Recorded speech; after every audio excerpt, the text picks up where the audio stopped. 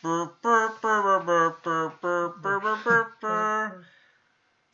Power Rangers! Na na na na na.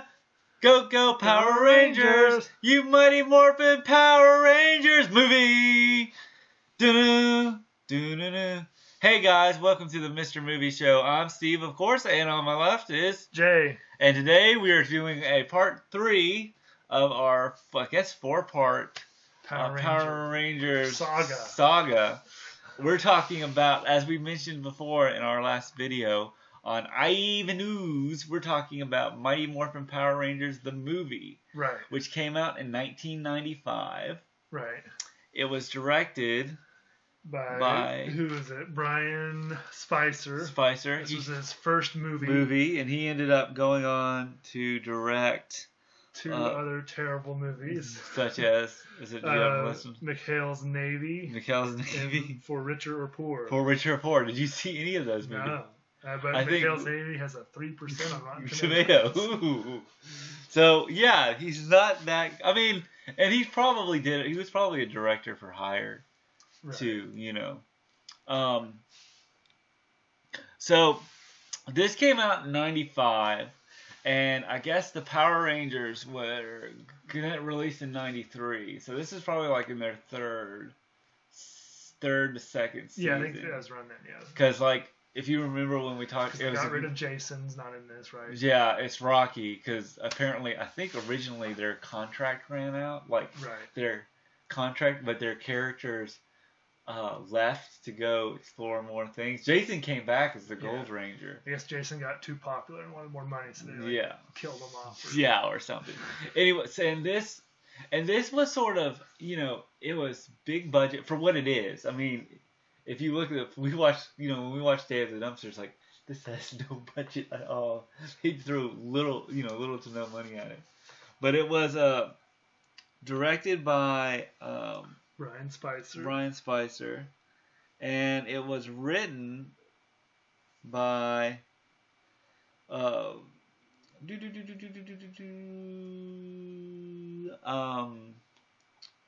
MOrphin Power. Okay, here it is. It got a 5.2 on the IMDb rating out of 27. Right. Yeah. Okay. So it's not too bad. But Brian Spicer. He also did 24. He was the second unit director for X-Files. He's recently done shows like Once Upon a Time, episodes of Castle, episodes of The Man in the High Castle. Okay. Have you heard of that show? I think so, yeah. It's on Amazon. It's about the what would happen if the Nazis won. Yeah.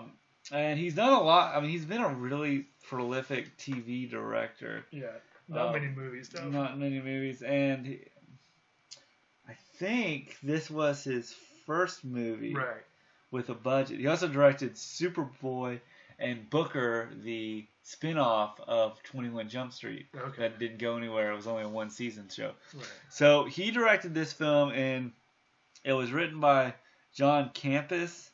He was the screenplay writer for The Zathura. He was the screenplay writer for Premium Rush, which I've heard was pretty good. And he was also the screenplay writer for The Borrowers with John Goodman. Okay. And I mean, and the only reason why I'm kind of putting this stuff is because you find out how, where a director's coming from. Right. Whereas the director, in like a movie such as, you can tell they're, like Michael, like we talked about Michael Bay, right? And you can, a Michael Bay film by just the way it's directed, by the way it's shot, explosions and stuff. So I mean, this is kind of thing. So Power Rangers movie, this came out, I guess June. I'm guessing it would be a summer. It was a summer release. It was released actually June of 95. June 30th of 95. So it had that 4th of July. Right. And I'm guessing anything, it was the one that's like, you're like, God, I gotta drag my kids to see this movie.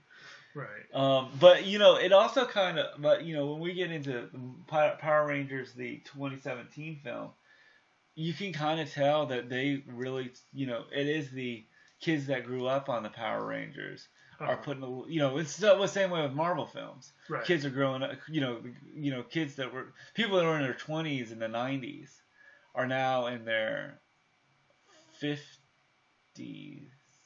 Right. But they still have those, they grew up with, we're the, generation that grew up on this stuff, and we're hitting the 30s, and we're becoming directors, and we're putting more effort into these movies. Right. So Jay, what was your thought?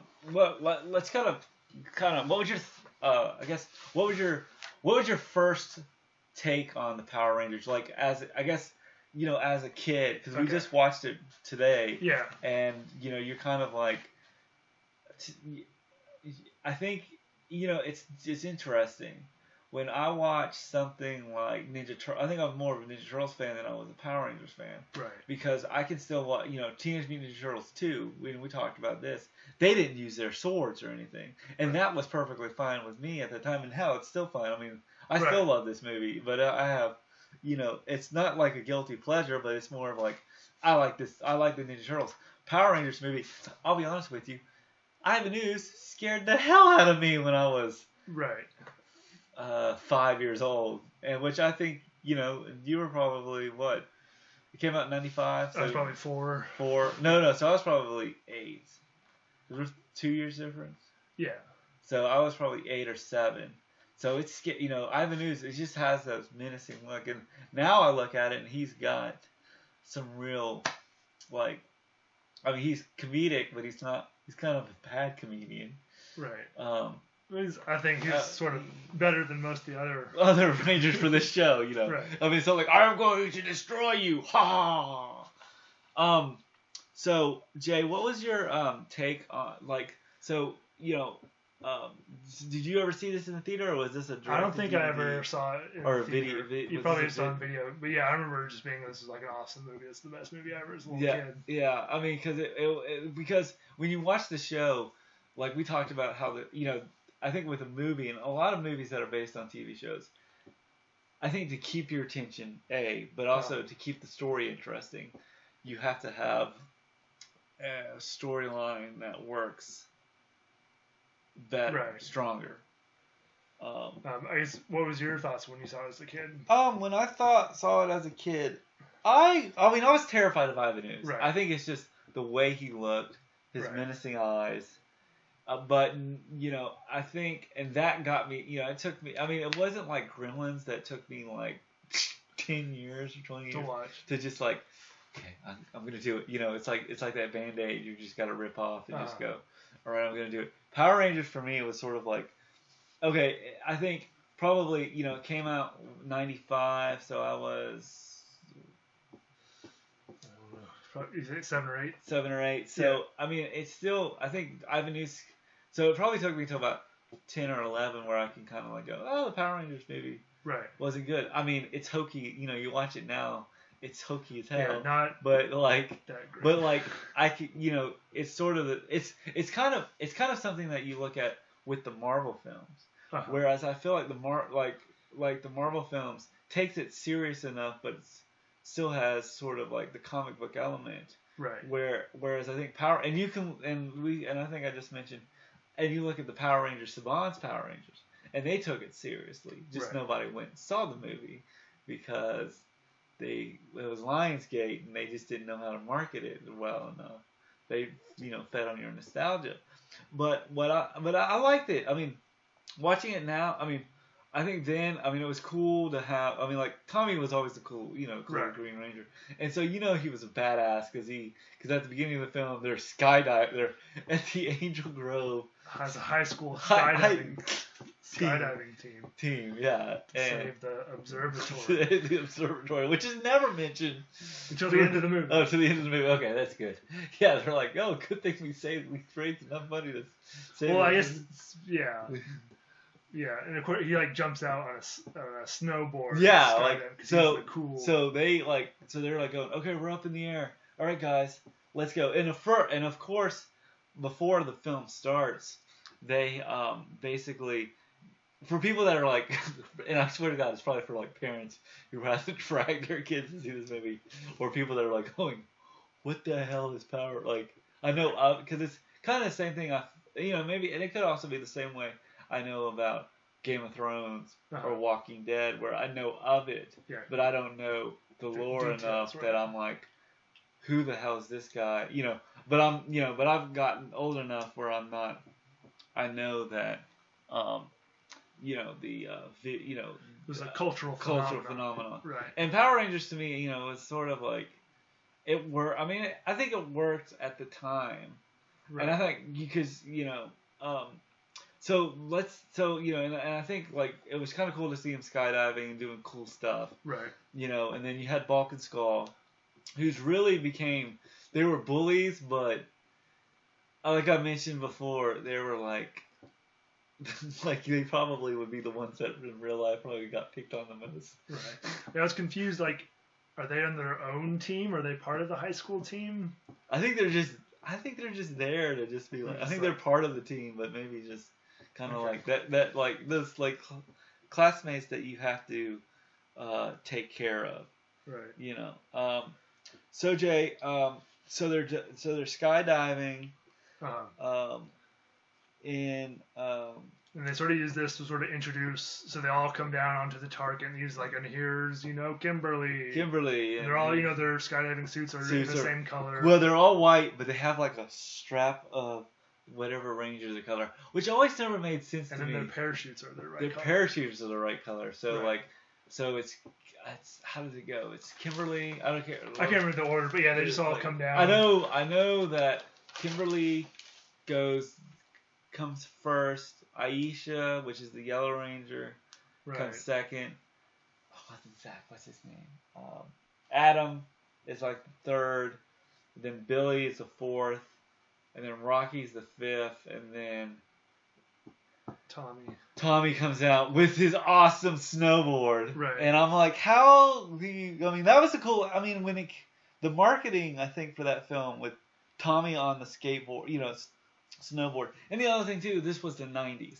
Right. So there was that extreme feeling that you get, everything was extreme, or gnarly or something. And so they kind of like, come down, they come down and they hit each one. Then Bulk and Skull, who are still cowards and they're still in the cockpit, say, we need to make this landing.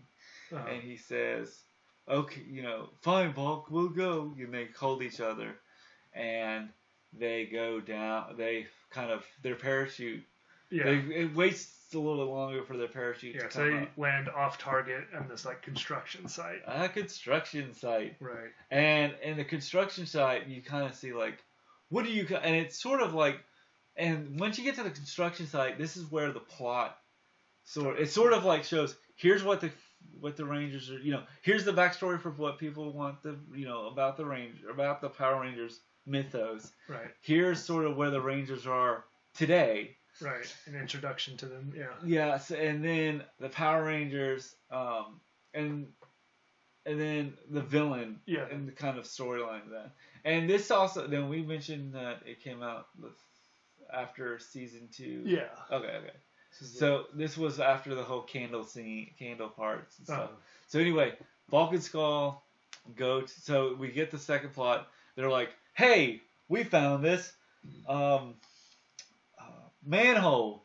Yeah, from space. From space, just like the astronauts from Mars or from the dumpster. They found the space. Yeah, so there's a connection right there. So they open the dumpster or the. Sort of like a manhole cover. And there's egg. But it raises up. Right. Yeah, and it's an egg, and it's a big purple egg, and it's held by a claw. Yeah. And they're like, what is it? And they're like, no one says like don't touch it or anything, but it zaps one of the workers. Right.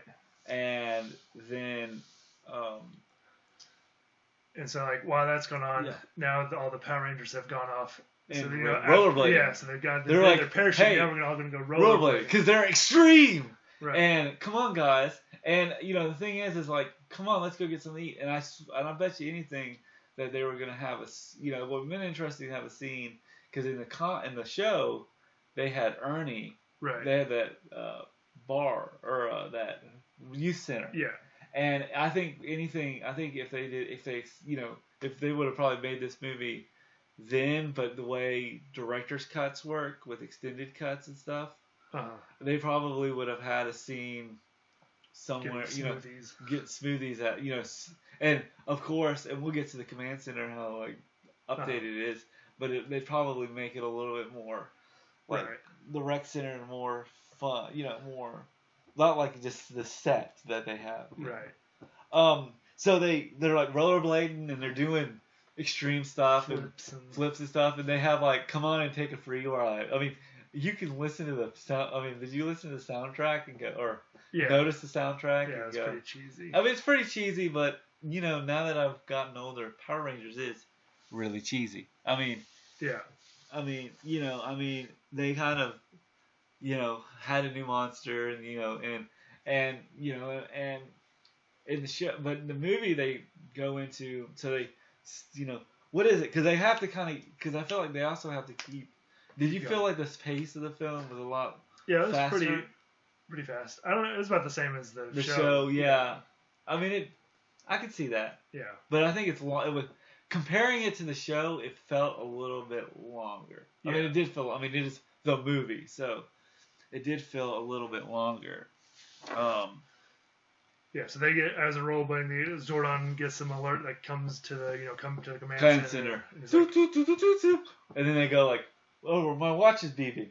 All right, let's go over there." And they go into like a hiding space, and they're like, "What is it, Zordon?" And Ranger, and then Alpha says, "Rangers, you need to come to the command center at once."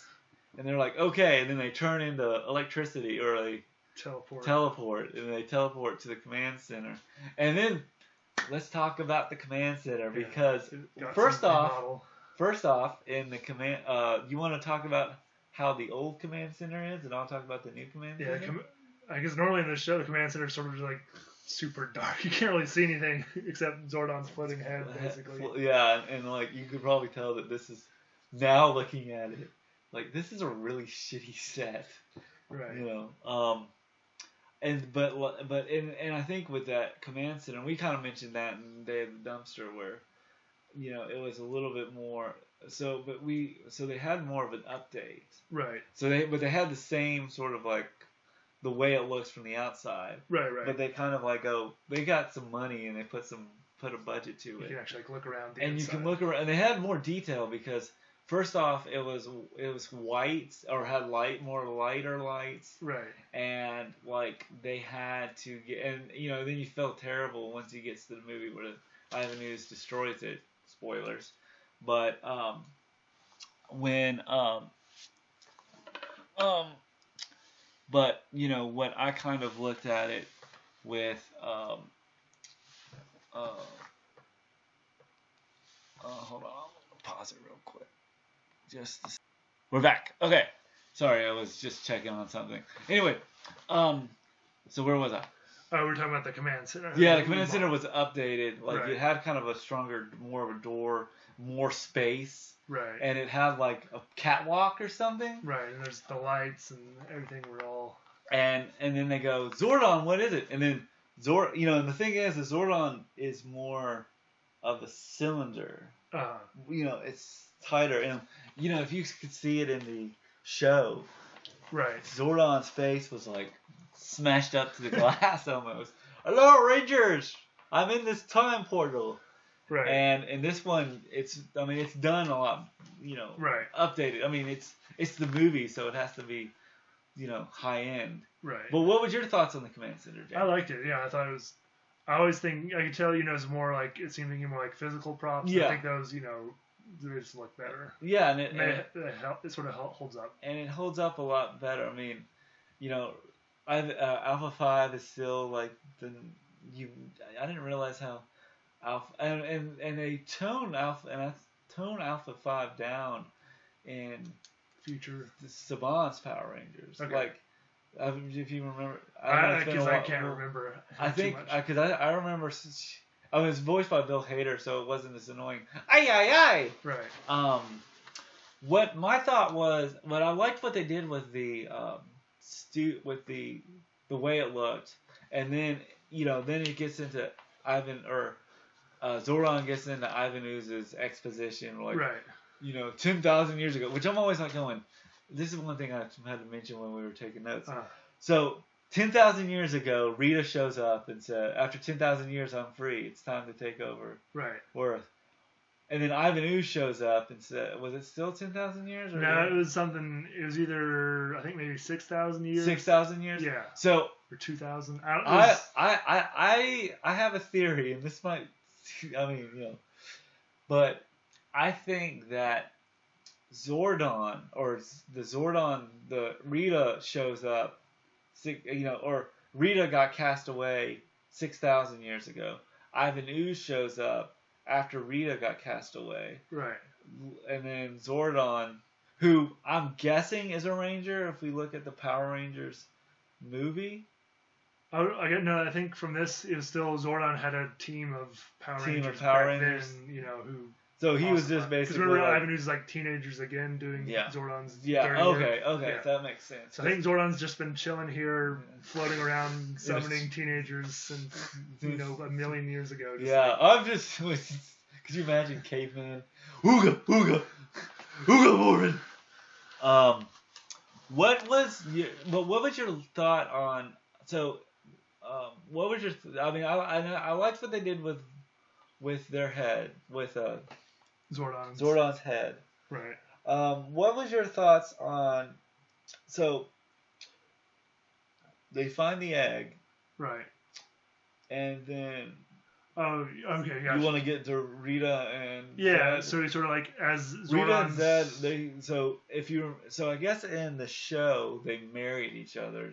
And I think they mentioned that in the Toys That Made Us or something, where they talked about, okay, let's just marry them. I think they wrote the script where like marry them off, and so they're a married couple now, because I guess this takes place between season 3 and Zeo. Okay. I don't know how it works. I'll have to. I'm not gonna get too much into detail about. So Power Rangers came out after, but so they come down to the construction site. Right. And that's their first kind of. And here's what really got me was, they had Goldar. So Rita and Zed show up with Goldar, and then. Unlike in the show, they had Babu and Wart or Squat, I think was his name. Right. And in this one, they had Mordot, who they said I think was just made completely for the film. I think you'll look up. He's only in this movie. He's like sort of just like a like he was just sort of scripted to be like I think it was they scripted him just to be Henchman, yeah. What was your thoughts on, and what I liked about it, Goldar shows up and he's got his wings, right? And was there only those two that were the big henchmen?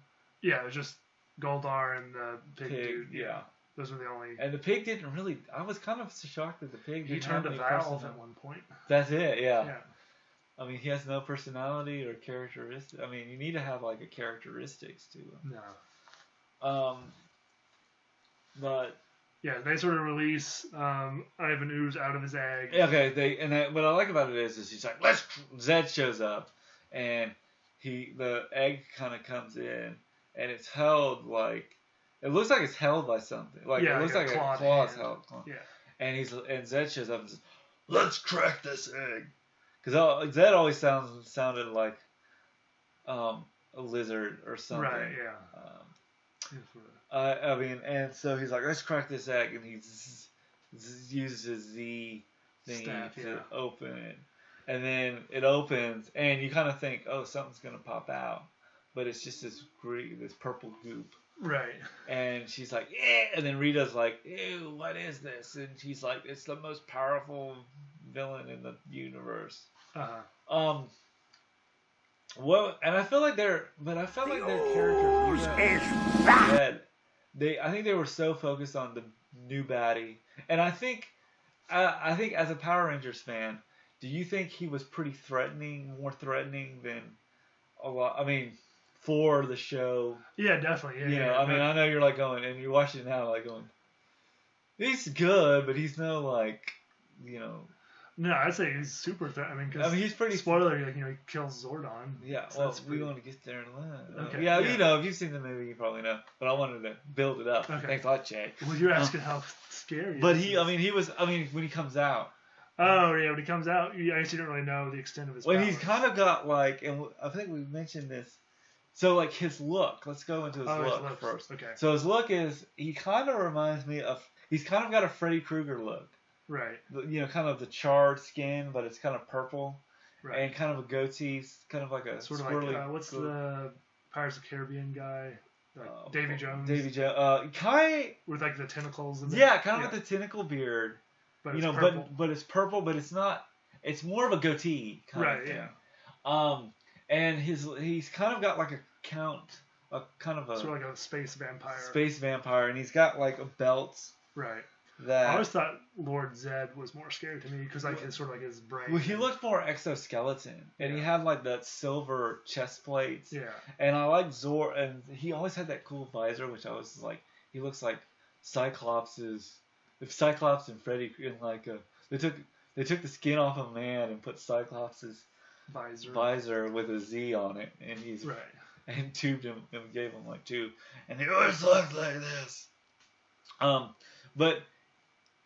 So Ivan shows up and goes, "I'm IVANOZZZ," and he's like, and he kind of does the same thing that Rita says, after 10,000, but it's a little bit different. He's like, "Oh, it's been hell. It's being in that egg for 5,000, or was it?" I don't know. It was either 6,000 or 2,000. 6,000. I think it was 6,000 years. And Rita's like, "What a real man," and and then. Lord Zed asked him, "Do you know of Zordon of Eltar?" Which I'm like, so Zordon's from something else? Like I was like, it's Zordon. He's a man in a tube. Right. And then IVANOZZZ is like curse Zordon and like shoots lightning bolts. Well, which is pretty. He's pretty threatening. I mean, for a kid, that was pretty threatening. Right. To watch. So. And then I guess everyone else sort of leaves like, "Hey, we're gonna leave you to." Kill the Power Rangers. Yeah, you'll be fine. They're like, he's got this in the bag. We're good. We're golden. And Zordon, so the Power Rangers show up at the construction site, and they're not morphed, right? Because so they show up and they go, "Oh, look at this construction site," and of course they pun. Everything. We're gonna get pretty much every line. Every line is a pun. Like when the fights happen. Yeah, and so they're walking around. They're going, and what I liked what they did. And this was I actually had the comic book, the Marvel Comics, movie comic book, and one of the things that they in the comic is they showed sort of how the Zordon so anyway. Let me rephrase it. So. Basically, they walk around and they find this cop. Right. And they're like they're walking around. It's like, we should find this, find this thing. And they find this cop, and this cop shows up. He's like, "Hey," kind of like, "What do you keep doing here?" Right. And Kimberly says like, "You haven't seen." This is sort of like, you haven't seen like a morphological being around, and I'm like going, okay, if this was a real cop, you're like going. What the hell are you talking about? You probably and he probably thinks she's drunk or something. And he goes so he's like, morphological being like this, and then he kind of goes from human to IVANOZZZ. Right. And IVANOZZZ says, "Allow me to introduce myself. I'm the," and they're like, and then Kimberly goes, "Ew, gross." I love that line. Right. And then IVANOZZZ says, "Allow me to introduce myself. I'm the." Yeah, he has like a spiel that's pretty good, and he's like, sort of, "I'm the meanest, baddest guy in the universe" type stuff. Yeah, and they call me IVANOZZZ. Right, and then I think Kimberly and Raj, we're the Power Rangers. I think. And then the Power Rangers. Then he says this line, and I remember quoting this line. It's puns and like. Right. But he's like, "Power Rangers, where's my autograph?" And And then he sort of like zaps the ground and says, "Well, let me introduce you to my kids." Like my kids. And we see the oozmen. Right. And the oozmen come out like ooze. I mean, and this is 95 CGI. Right. So you look at it now and you're like going, these. I mean, do you think? I guess for me, the little like ooze stuff wasn't as bad. It's more the end fight, which was sort of didn't hold up. Yeah, you mean the with Zord the Zords? fight? Yeah. Okay. I thought the ooze was pretty good. No, I mean it's not great, but it's. Well, okay. the Oozmen look like rust. Or looks like reggae, purple people, like. Yeah, I think it's just because they they're sort of copying IVANOZZZ, like sort of the tentacles for like. They've got kind of like dreads, and they've got like kind of like chest plates kind of thing. Yeah, sort of like armor. But they don't. I love it because they don't go. Ooh, yeah, they're not like putty. Silent. And they're silent, and I think that, and what I like about it is like we said in the show, they have to fight the Rangers, or the Rangers have to fight the putties or the monsters, or not the monsters, but the henchmen. Right, without morphing. So they fight. The Oozmen. The Oozmen. And one thing I like is Billy punches them in kind of does like a final hit, and goes, and the goo comes out and he says, "Well, you ooze, you lose."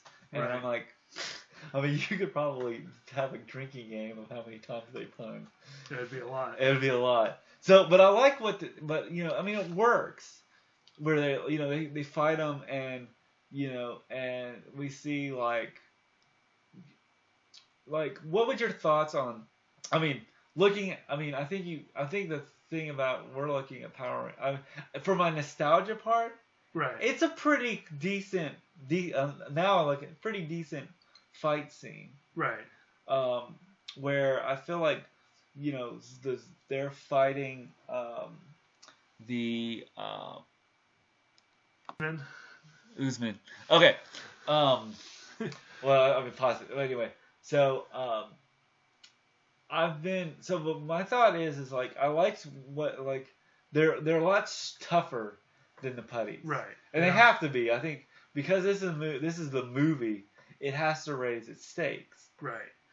So eventually, they can't fight without being, morphing. So they morph. Now in the show, we talked about when they morph, electricity kind of goes around, and that's how I think. I've came up with this theory 3 seconds ago, right. But my theory is when they morph, you know how in the show they morph and go, Mastodon, Pterodactyl, when they always have like electricity around the thing. So when they morph, that electricity goes, through their bodies. I think like when we get to Saban's Power Rangers, they sort of morph. They morph kind of biometrically morph. Okay. Gotcha. So I mean, it's those fan theories kind of thing. Right. So they morph, and in the movie and the show they morph where it's like, sort of like cutscenes. Right. And this one that I think that was smart, just to kind of keep it going, was their coins would come out and it'd have like a light, and then they would morph, and they would. So it was kind of like it was in the how do you remember the I can't remember the order. It was it was the same Mastodon, Pterodactyl. Oh, you mean the actual? I guess I can't remember because I remember in the show it's morphin' time, Mastodon. Yeah, because they Pterodactyl. didn't say that because they didn't go for the Zords. Saber-toothed tiger. Yeah, I think it might have been still the Dino Zords. Well, no, they had to kind of say it. Right. That's how they still morphed. Because but I'm guessing I get new Zords in this one.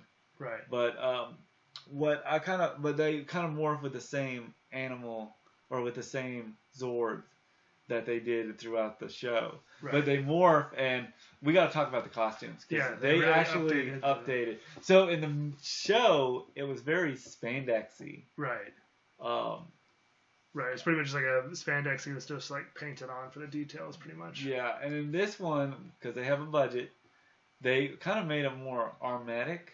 Right. And I think they could move in them, because I know in the show what they did. We mentioned this, I think, on our Power Rangers video, on the Toys That Made Us video, that in the show, the Power Rangers basically would be dubbed, where it would be it was the Super Sensei stuff. Right, they just used the footage. And I think in this one they actually I think they had some people in the suits for legal reasons, but I think they were, they did the voiceovers and were in the suits. So they fight the Uzzman. Right. And we got to talk about so they fight the Uzzman, and they've got new weapons too. Right. Kimberly has a whip. Right. And she says some pun and whips one of the trips them. And then the Yellow Ranger has headlights. The Red Ranger has she has headlights, but that's after they fight the Uzzman. Okay. Because I thought she used it because they morph and all the Uzzman run away, and so they have to try to hunt them down. Oh, they hunt them down. Okay. And she goes and they go into the a building and so they're going power light, which is you never saw on the show. Which they didn't have a budget for, but it would have been cool to see some sort of fake, So they had so she's got headlights, kind of thing, and then Rocky, the Red Ranger, said he's got a power scan, and I thought at 5 years old I thought this is pretty cool. Right. So they walk through the forest, or not forest. This is a construction site. The construction site. Right. And as they're walking through it, the Uzzman are hiding out. Right. And then the Uzzman come out and surprise them. Right. And they start fighting. Mm-hmm. And then what was your thoughts on the Uzzman? I liked them. Yeah. I thought they were pretty good characters. I thought they were pretty. I mean, their design was good. I thought they were a lot larger than the putties. Right. And I think they were harder to fight. I like the fact that they were harder to fight. Right. And the best thing, I guess, favorite thing about it is when they they'll do the final kick them into something hard, and they fly 50 feet, they sort of explode into ooze and slime. Yeah. Slime and stuff. Well, they had so they find the Uzzman in the construction site. Right. And they fight them again. Yeah, they sort of fight him again as they're morphed. As they're morphed. So they fight him again. He does they do they kind of say their moves too. Right. As they're kicking, and then he brings out. So there's a bunch of Uzzmen, and there's this thing hanging from the crane, and we finally get to see Saba. Right. Now Saba, we talked a little bit about the toy. Right. That it would, but this in the movie they upped the stakes and brought the. It has a laser. Right, laser eyes. Laser eyes. So laser eyes, the chain metal. Right. And it drops this crushes 8 of them. So it crushes 8 of them, and then all of a sudden their powers are gone. And I think part of it, we're going into the movie logic, because Zordon got destroyed. Right. We already mentioned that, right? No. So that. So okay. Yeah. We're going back. So basically, after they fight the Rangers, so Zordon is like, Alpha, I think IVANOZZZ is on his way, and Alpha's like, there's no way anyone can come in here without a power sword or power coin. And she's like, and he's like, almost anybody, because you see the doors are slimed. Yeah, or oozing, is coming through the cracks. And then IVANOZZZ shows up and goes, hi honey, I'm home. Because I guarantee you that actor who was, did we mention the actor? I don't think we did. It was, it was Paul Freeman. Paul Freeman. Now, Paul Freeman is the villain in Raiders of the Lost Ark. Right, yeah, he's the rival archaeologist. Belloc. And Belloc, he played Belloc. He was also in Double Team. He was in Double Team with Dennis Rodman and Jean-Claude Van Damme. He was also in Hot Fuzz I think you said he was the preacher. Preacher in Hot Fuzz, and he was actually in he was also in the Young Indiana Jones Chronicles. Okay. According to this. But I think his character was, I think, one of my favorites in the movie. Yeah, I think he's the strongest. I think he's the strongest character because I think he's a villain. He's menacing. He's kind of both. Because I think when you have a good villain, he's have to have a good character and be very threatening at the same time. You look at somebody, look at someone who's, what makes Loki's still threatening, but Loki has humor to him, right? From the Marvel movies. So he was in Young Indiana Jones Chronicles, which is ironic. I don't know if he played the same character.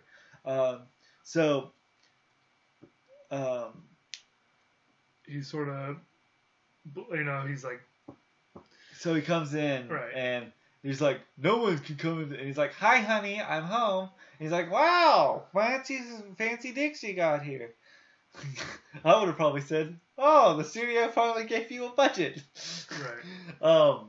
So he's like going, and then Zordon says, you're Ivan you're still a bully after 10,000 years. And it's like, well, thanks to you, I was stuck in that egg for 10,000 or X amount of 10,000 years. And he's like, it's time to pay the piper. No, then Alpha shows up and says, you can't get in here, and like karate chops. Right. And he's like, what? Yeah, it doesn't affect him all. It affects him all, and he takes his finger, and electricity comes through his thing, and he gets shocked. Right. And then runs, and he's like, you're still a bully, Ooze. You're still picking on people. And he's like, well, you locked me into that egg for, there's no dynamic to a lot of these Power Rangers villains. Right. Like. Oh, I think I remember. He's just like, it's only been 10 minutes and you're already lecturing me after he got out of the egg or something. Yeah. And so, he has that real comedic timing. And then he's like going, well, fine, after you lecture, he says, it's time to pay the piper. He takes out his magic wand. Basically. Piccolo. Right. And he goes, and he uses it, and he destroys the command center. Yeah. No! How'd you feel about that, Jay? Oh, that was disturbing as a kid. It was disturbing. You're like, no! It kind of reminded me of that episode of Power Rangers when Lord Zed destroys the dinosaurs. You remember that? A little bit, yeah. Sad, yeah. But, I think now I'm looking at it and I'm going... I think I look at it two ways. I'm like, being sucked into the story, I'm still kind of like, no! Not as much. Right. But I'm also like, okay, we've got to get to the point where he's more of a threat. Right. So he's like, ha, ha, ha, ha, ha, and he goes, zap. And and I love it. He's like going, oh, because he's chewing the scenery like no other. Right. He goes around and he says, oh, the things that I missed. The Black Plague. The Spanish Inquisition. And then he says, the Brady Bunch reunion. And this was 95. Okay. So the Brady Bunch, I think, was out in the 70s or 60s. Let's see. Keep talking, Jay. Okay. So basically, after he destroys the command center and everything's falling apart, he then goes off to the moon to confront Lord Zed and Rita. So the Brady Bunch, I think the Brady Bunch reunion. I don't know when the reunion was, but I think the Brady Bunch, the movie that was released in '95. Okay. And that had the same guy that played in. The dad is played by the boss from Office Space. Gotcha. Okay. So, but I wonder if they kind of added that just for like, okay, we need some more puns, but well, not puns, but just sort of like winks at pop culture. Right. So he destroys it, and you felt sort of like, no, the command center. Right. You know, kind of. But I think the thing about it is it's not as deep as something like I Am Iron Man. You know, the death of Tony Stark. Right. But I think also this is a kids movie, but we're not at that. We weren't at that state where we were taking kids movies seriously. Right. What was so he kind of destroys Zordon.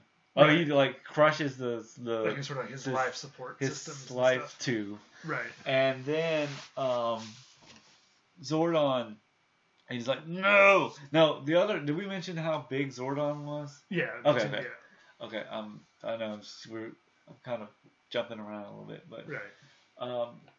What was so he basically destroys Zordon. Then they try to go.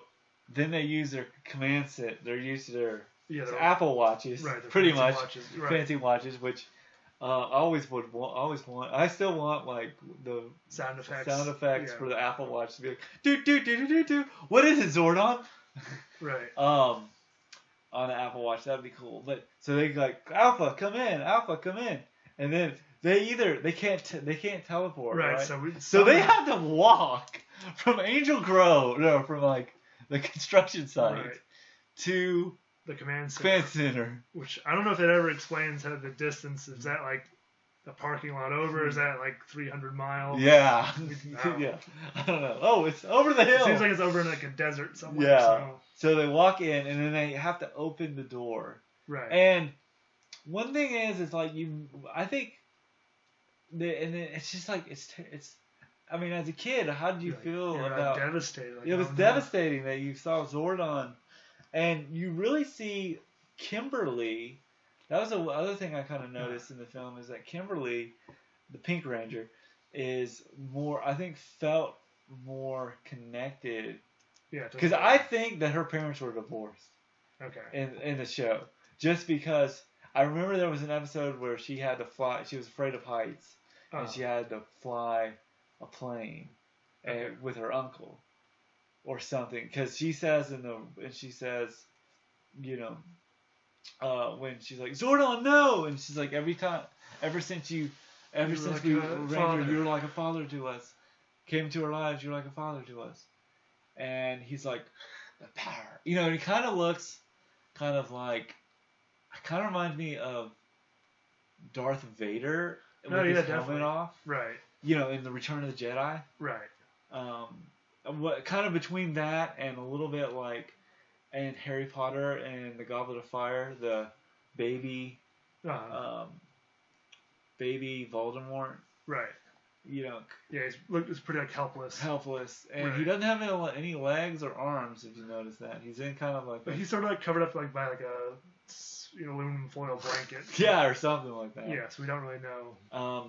But what was your take? I think we're looking at it in two ways. As sort of, I kind of saw it as like, oh no, and like you felt so like as a fan like.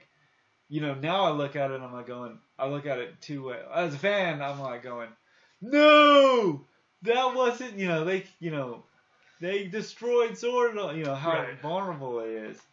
But then I'm looking at it, as a, okay, we kind of know that that Zordon has to be defeated to raise the stakes. I mean, that's probably the biggest nail in the heart. Right. For as a fan, it's just like, how do I destroy, if I destroy the one that brings the power? And then he's ailing, and he's like, Rangers, the power is gone, the Zords, the coins, everything is gone. Right. We're screwed. I think, was it Alpha that brings up the planet? They kind of go, they have their moment of like, shit, what do we do? Being sad, yeah. And then Alpha says, Rangers!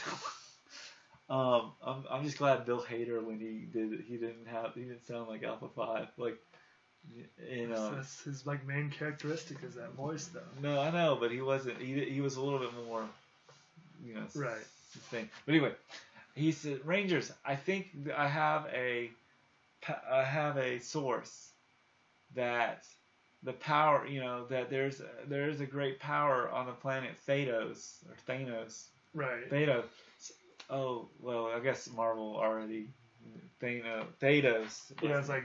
It wasn't Thanos. It was Thanos, wasn't it? Yeah, like Thanos or Phaedos. Or something. Right. And, close. And they're like going, and then he's like, I may have enough power to get you there, right? But that's it. And so then they teleport him off. They teleport. She's like, "Good luck, Rangers."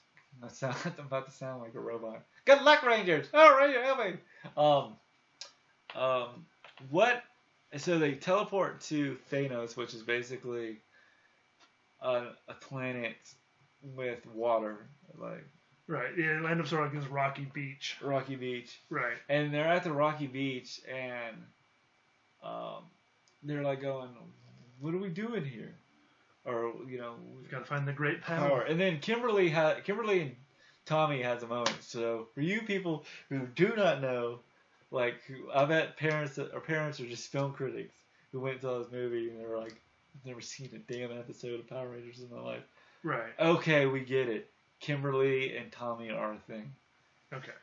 Well, that was the way they were in the show. Okay. I guess I never paid attention to any of that. I just I paid attention. Well, I paid attention more since since we've been doing this podcast. So I kind of liked what they did is that this moves. It's longer than the way the show is, but it's shorter. The pacing goes a lot farther. So they go to the island or the planet. Right. And it's kind of on a rocky beach. And they find they see like some skeletons, like of people that also have tried to come for the power and died. Yeah. And they basically get attacked by the IVANOZZZ warriors. Tangerine or Tengu warriors. Yeah, the bird people. So the bird people show up, and so they fly in and they're like, "What is that?" Because apparently the Power Rangers never saw the. Well, did they see the birds? Not until they just seen the Uzman. Right. So the birds show up and they're like, "What is that?" And they say, "Oh, it's So they fight them. Right. And they have a fighting montage. Yeah, and they're just. And Kimberly's short because they don't have their power, so they pretty much get all beat up. They get their ass handed to them, and then Kimberly, of course, and I don't know. See, Aisha never has any problems.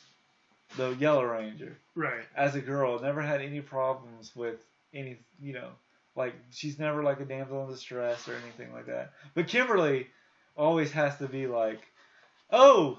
The bird monster, or the bird, one of them grabs her, picks her up, just like, get off me, right? And they fall, and I kind of look at it now as they want to make Tommy and Kimberly a couple, so Kimberly should get like caught, and then Tommy should rescue her because. Gotcha. Yeah, well, I guess for this, sort of this hooded figure shows up and saves them. Dulcia. Dulcia was original. Fun fact: Dulcia was originally played by. Was cast as Mariska Hargitay. Okay. And if you don't know Mariska Hargitay, probably sounds familiar to you. You know her as Olivia Benson in Law and Order SVU. She was also in the short-lived show about a talking dog and an Italian police officer from New York who goes to California called Tequila and Bonetti. Huh, I haven't heard of that one. You'll look it up. Look up DVD Hell. Okay. And Tequila. It's a cinema snob. Went through the whole season of each episode, but that was her first work, and she's really done. She's kind of really owned Special Victims Unit for the past 23 years now. Gotcha. What was your thoughts on? So we have Dulcia and Darcia shows up and she's in a hood, Right. and then she takes off her hood and we're like, awesome. Who is this woman of thing? She is played by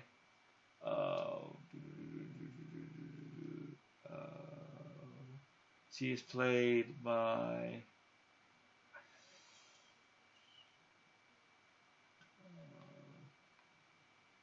okay, she was played by Gabrielle Fitzpatrick. Okay. Now, Gabrielle Fitzpatrick was in Mr. Nice Guy with Jackie Chan. She was in episodes of Nash Bridges. She was in the Cancel 2 show War with with a young Heath Ledger. She was in Blackwater. She was in Police Rescue, Frasier, and she was a big cast member in the show Lost. Okay. So I mean that's where she comes from. Right. So she's like, and so she has these like, she's got a stick, and then she's got these batons. Yeah, it was a staff. She could sort of break apart into two staffs. Not break it, but like they come attach apart. it, right. Detach it, and then she's got these sticks, and she goes.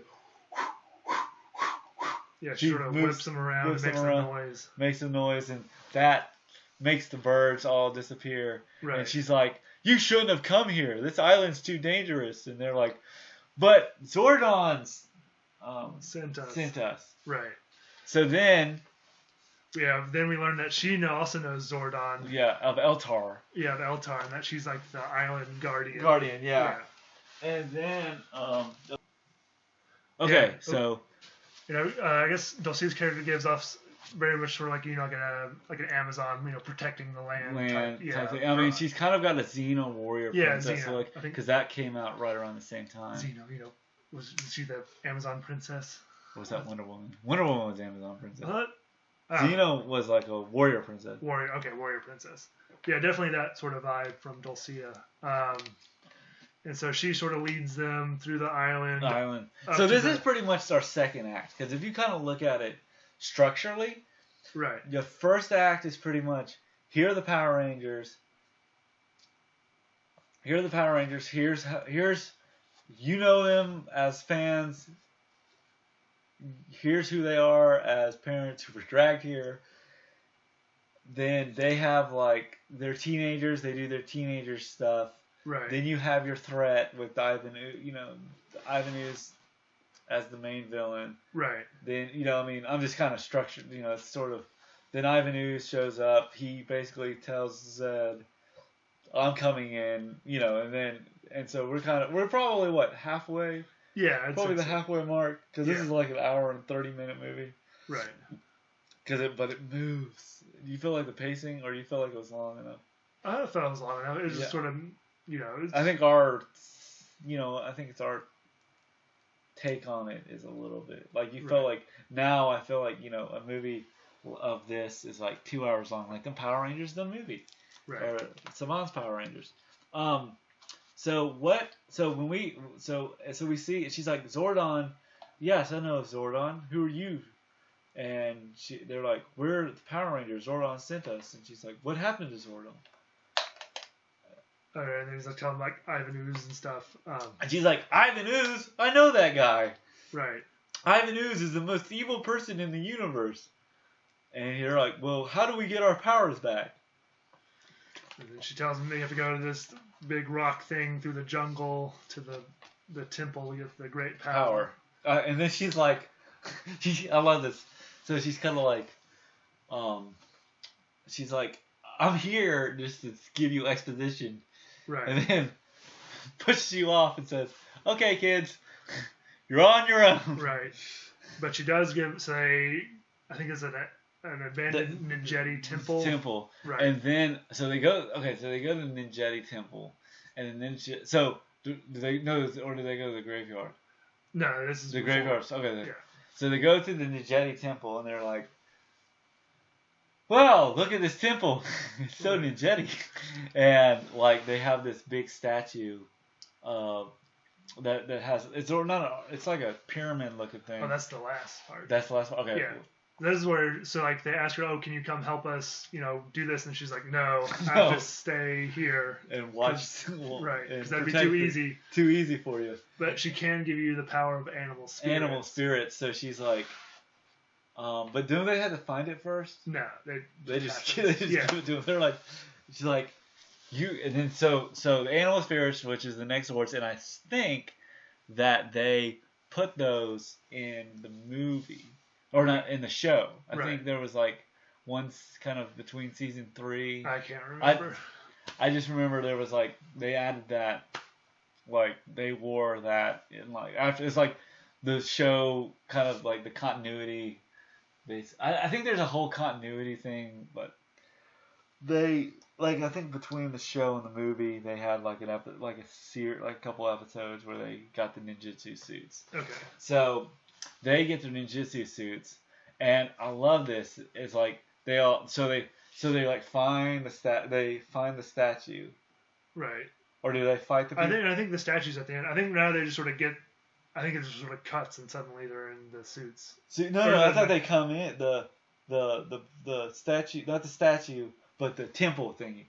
Remember the rock with the bear? It had the animal logo. I think that's what they find at the very. Like, once they get through the jungle and stuff, that's what they get to. So they do? Right. So they don't fight they don't fight anything for this. They're sort of, she gives them the animal spirit. Animal spirits. And they come in, it's the rock, and then she's like... I think that's the end where they sort of get their power. But they don't get their suit different. They do get their ninja. Yeah, they have their like ninja costume. I don't know if it's like you'd call it like a half morph or something. They get like their suits, but they're not like their morphed suits. Morph suits. It's more of like their ninja outfits. Suit outfits. Yeah. And so they each get. They're all colors. Right.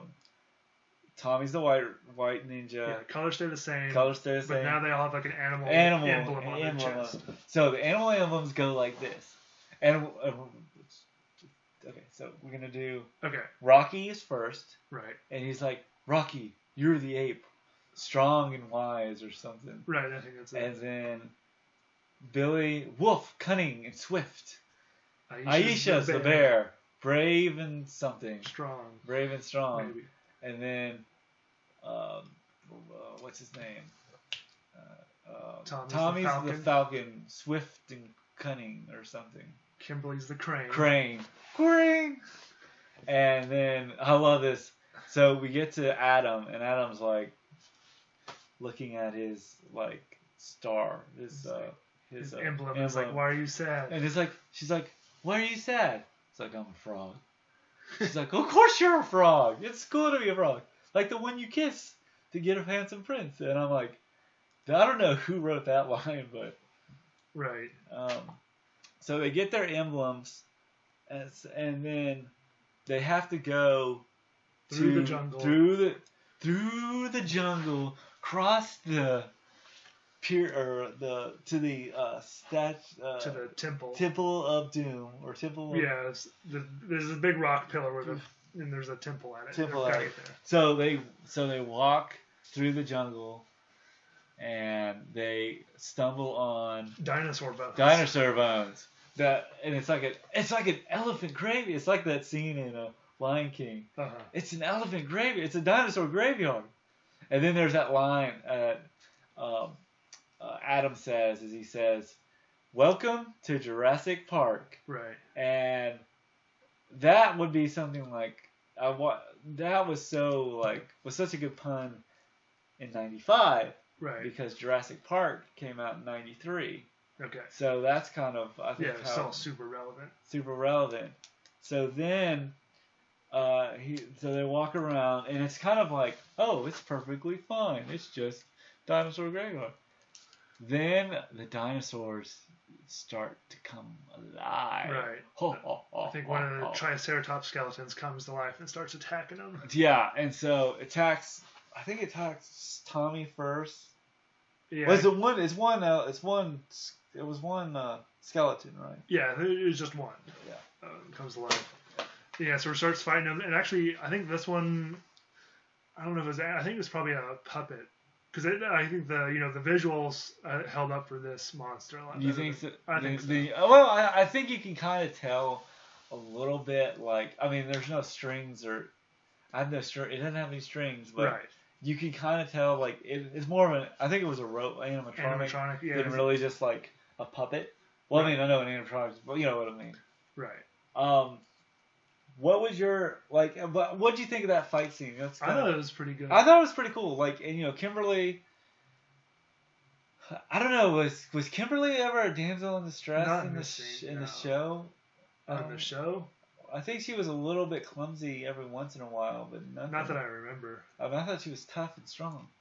Yeah. I mean, Aisha was always tough and strong, but Kimberly, for some reason, she always wants Tommy to save her, or she always gets in a situation where Tommy has to save her. Because remember the Triceratops skeleton is like walking towards her. She's like, Tommy, and Tommy has to jumps on the its neck, right? And he's like, okay,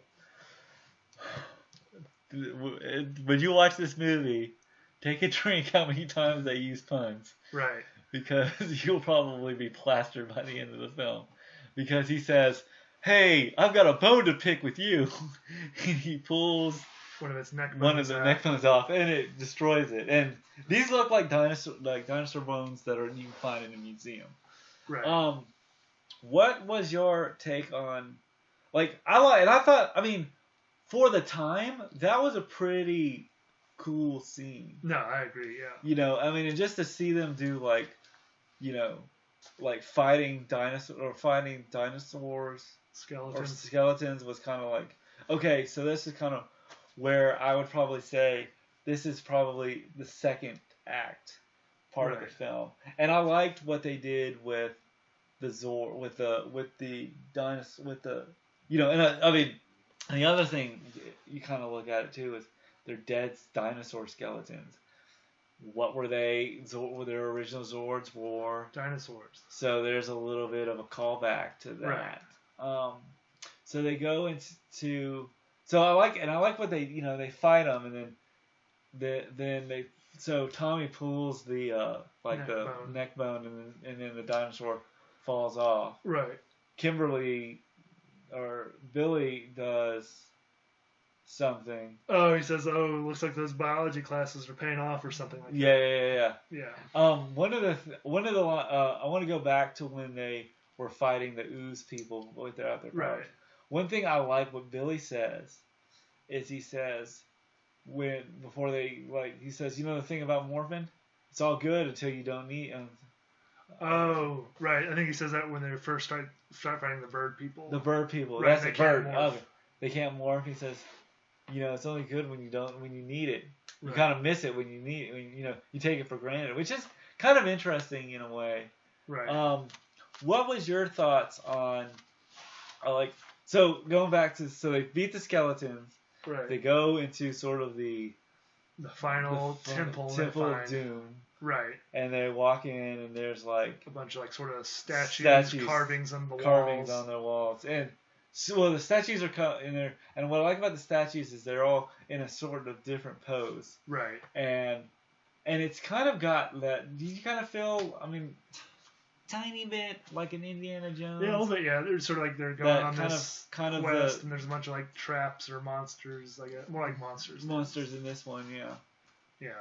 And so Tommy sort of touches one, and it comes to life. And now I think 4 statues come out and start fighting them. And they're kind of like pigs. Yeah, they're sort of like stone pig people in an armor, and they all have weapons. Right. And they're quite a bit bigger. And they're big. They're bigger, and they're probably puppets, but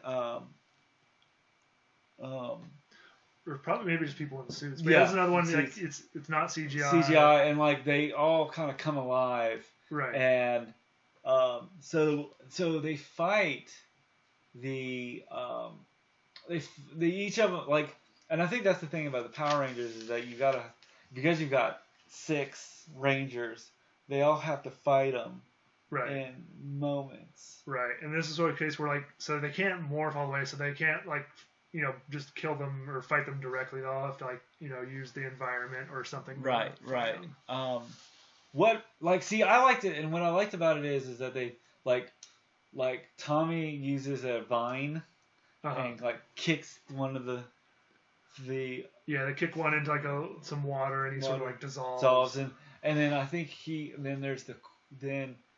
I think Kimberly like rolls a boulder over them. That's the thing about it's kind of more. That's the other thing I kind of noticed about this movie is that it's really more Tommy, Kimberly, and Rocky and Billy, and then you've got Aisha and Adam are just there.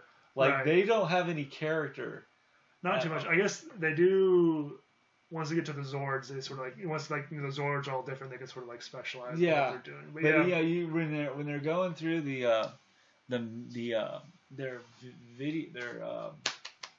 going through their trials to get their great power, it's just more of like the three amigos and Aisha, like Aisha never really kind of.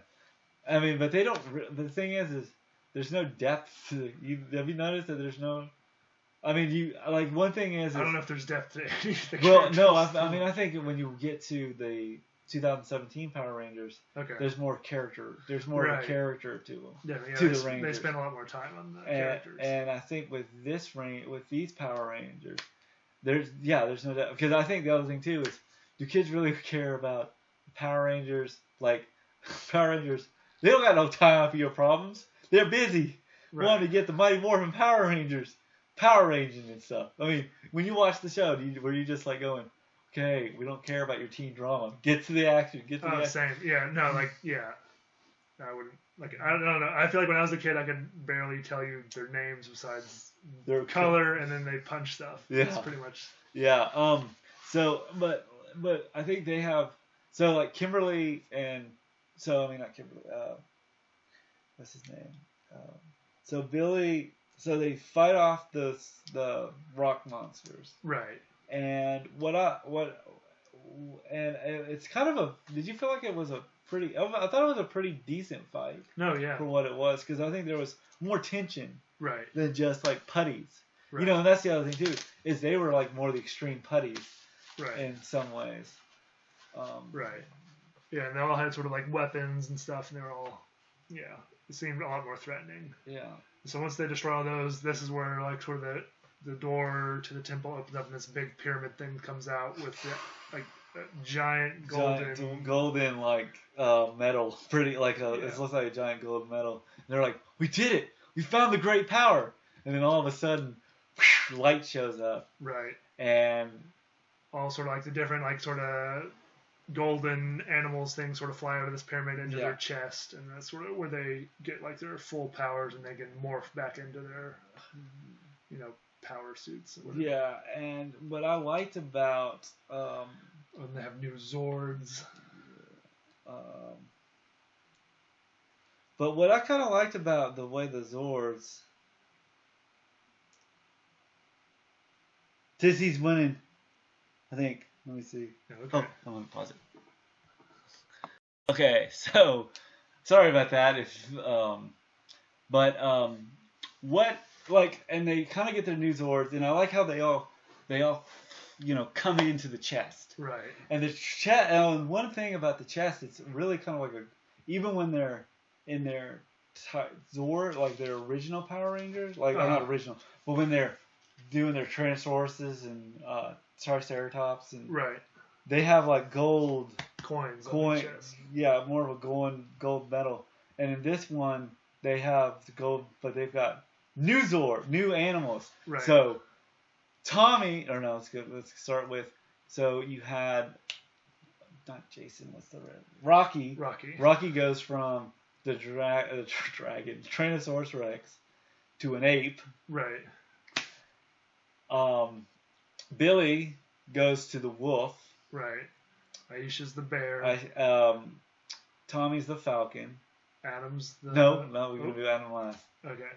Pink Ranger, or Kimberly is the crane, and Adam is the frog. Right. And what I love is she goes, so then she tells him like, okay, you guys. I mean, that's a little bit more.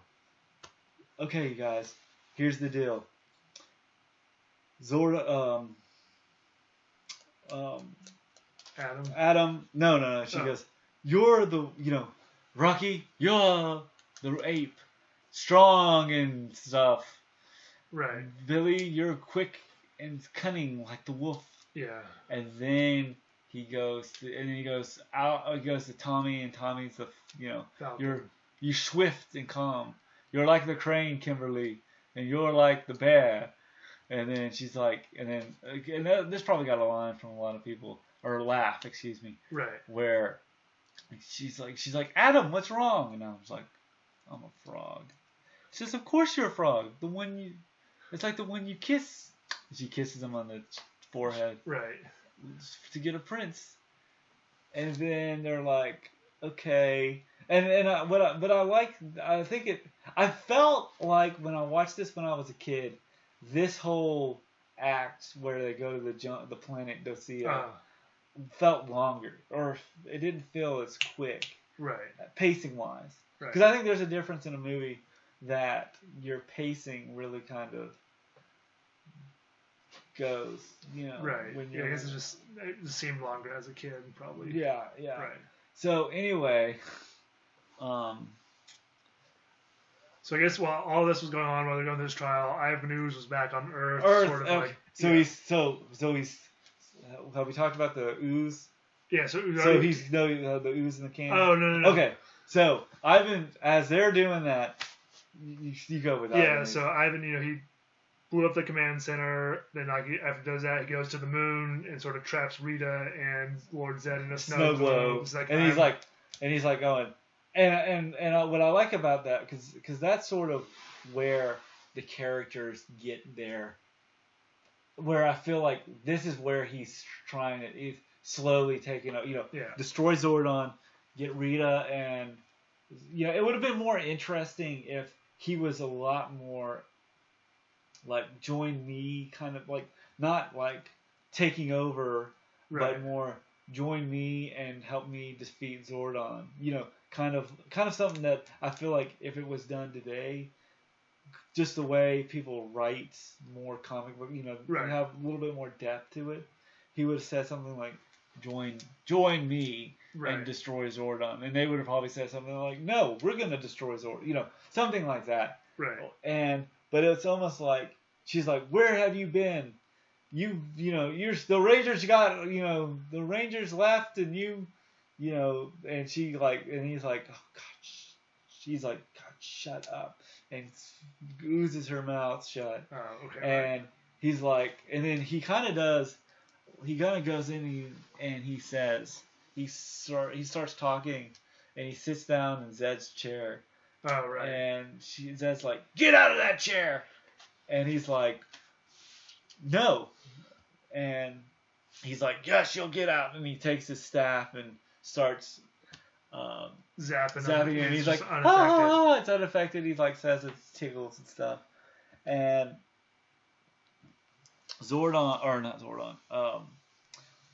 and I kind of would have liked if I think it was written today, and I think it's a kids movie, right? And I think kids movies are put a little bit more effort into it. But I think he would have said something to the tone of, I did something you couldn't do. It took me 15 minutes to destroy Zordon, and it's been taking you 6 years or something. Yeah. And I mean, that's how I would probably but he starts, so he kind of says, I'm taking over. He basically kind of comes in, and he kind of squats. He's like a squatter. I mean, sort of comes in, puts out his bags, and goes, okay, what's for dinner? Yeah, because he comes in and he says, hi, honey, I'm home. And he's like, you're supposed to destroy the Power Rangers. We're going to Decida. And then, he puts him into a snow globe. And then he puts him in the snow globe, and then he tells the pig and the Goldar. Now, we mentioned the pig. Yeah, we mentioned the pig. Yeah, how he only shows up for the movie. Yeah. And so they Goldar's like, I'll join you. I mean, because Goldar's got like that. It's interesting. You know, we watched Day of the Dumpster. And Day of the Dumpster, his voice was totally different. Right. Than he is in... For the movie. For the movie. I mean, for the show, I think the first maybe 2 episodes, they probably cast another actor or changed his voice a little bit. Right.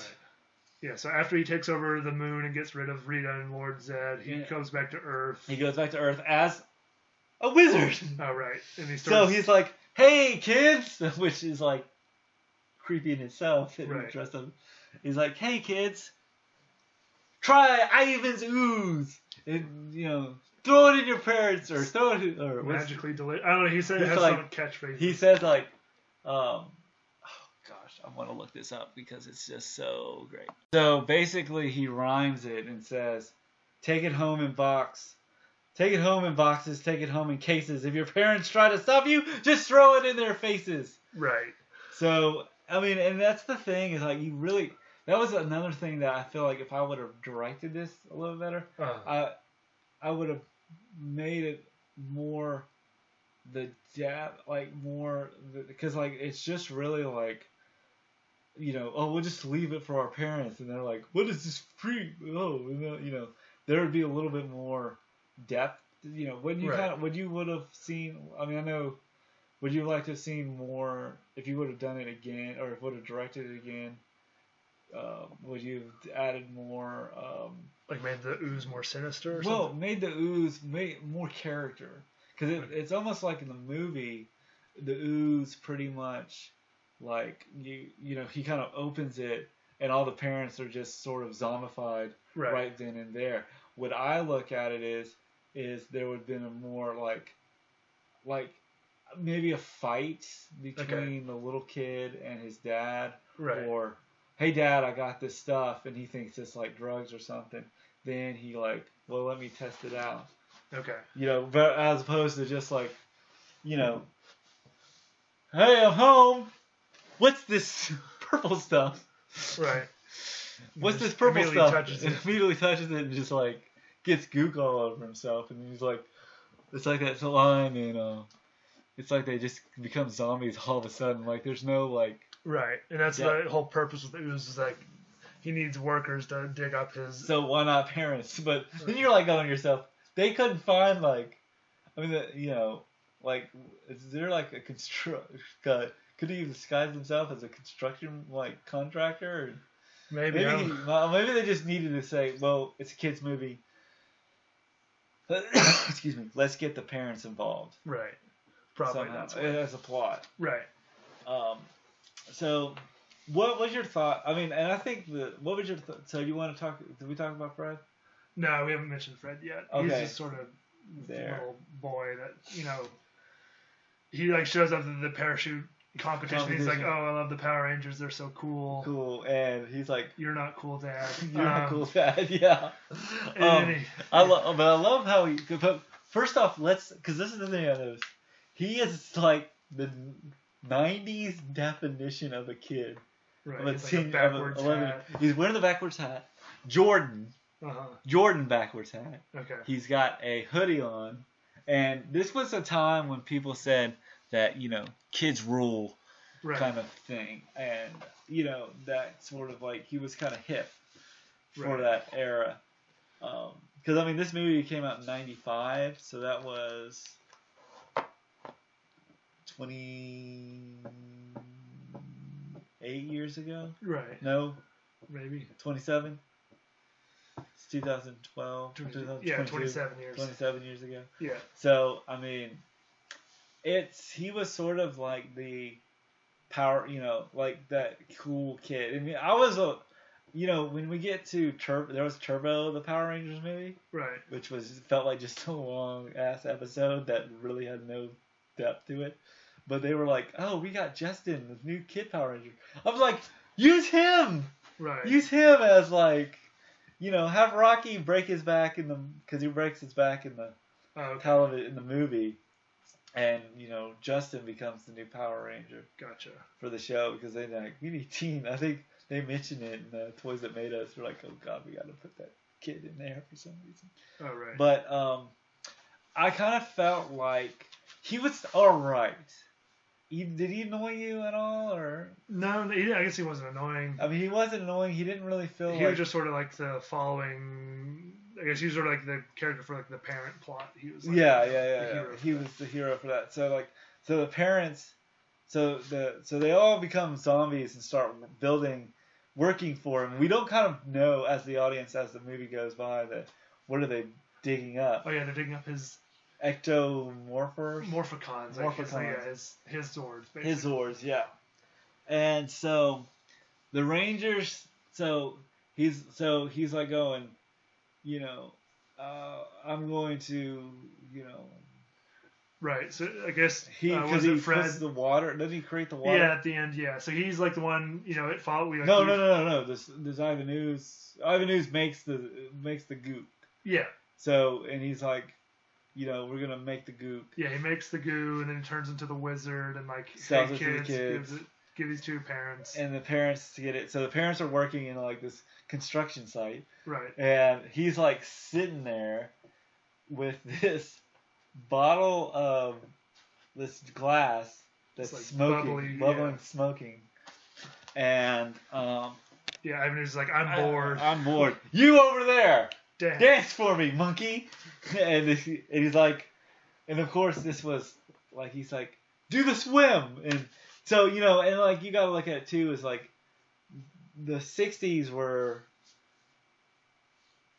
30 years, right,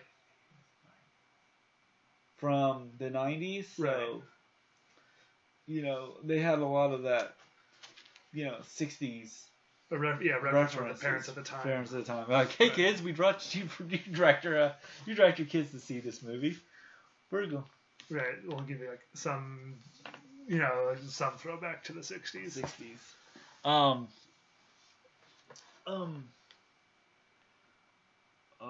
What I mean, and I like, so he's like, so all the and the parents really weren't. There weren't really any character. I mean, you've got what's his name?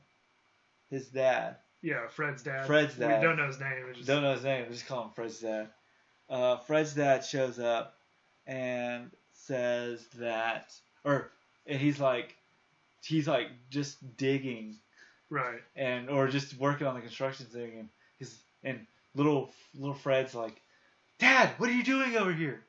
Dad, we gotta go home. And he's like, I mean, and I like the fact that he doesn't say anything. Yeah. Because like sometimes when you have like zombies, or not zombies, mind control. Yeah. They go like, must kill this, or must. Oh, right. They have to be like, I have to just, basically have to give the plot out. Right.